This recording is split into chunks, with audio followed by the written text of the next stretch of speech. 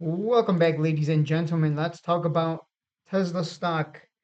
I mentioned 4 days ago. Hey, keep an eye on this one because it's getting ready to break out. Not just on the technicals, not just on the monthly chart, by the way, but also if we get that psychological $200 break on Tesla. I told you what was going to happen.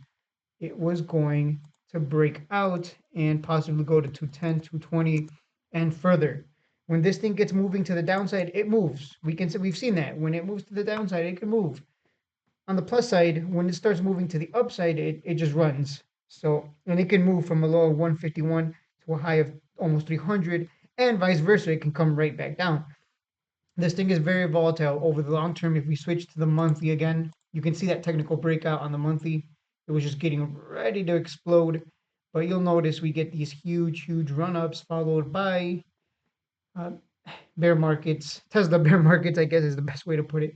And then we get, it's just a rinse and repeat pattern here. And we took advantage of it. Hopefully, you guys bought in on that $200 break, which did happen today because it gapped. It gapped. Let me show you that real quick. It gapped up. Let me show you the 1 minute time frame. You can see the gap right there. Yep, it gapped up to 201, kind of consolidated above 200, and it just went on a huge tear to 210.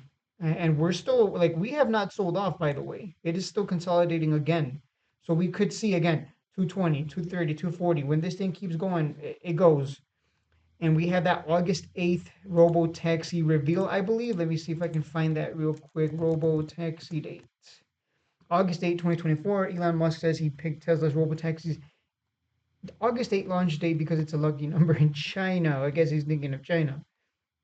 But there we go. We got the unveil date on the 8th.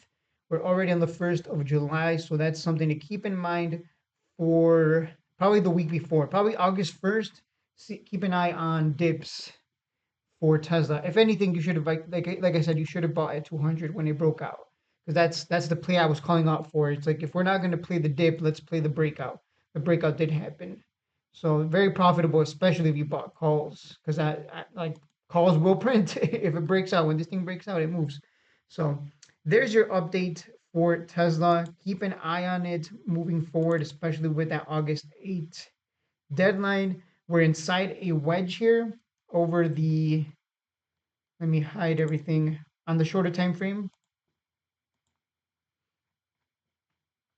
You can see a very clear, yeah, you can see a very clear downtrend, but there's your wedge. If we can break out of this wedge, because wedges can go either direction, right? But if we can break this wedge to the upside, I mean, we're gonna see, we, sky's the limit if we break out of this wedge. Keep in mind, this is the weekly. And if we go to the daily, I mean, we're headed to the top of that wedge at this point. There we go.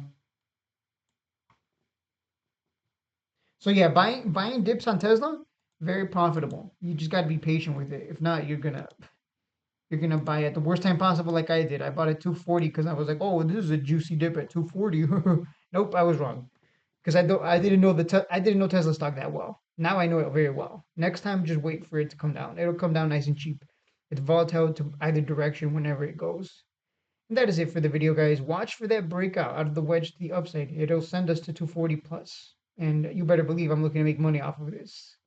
And that's it for the video. Don't forget to like and subscribe. My personal price target is 1,000. I mean, we saw Nvidia go to 1,000 plus. Why? Because everyone's buying chips. But ultimately, anything AI is going to benefit over the long term because we know AI is the future. It's still in its infancy. We still got a long way to go. It's not, the internet at one point, it was just used by, finger Dorito eating neckbeards. No, I'm not, shouldn't say that. It, it, not everyone was using it back in 2000, let alone 2003. YouTubers weren't even a thing until like early 2010s. So it takes time. Adoption takes time. And with that said, I'll see you in the next one.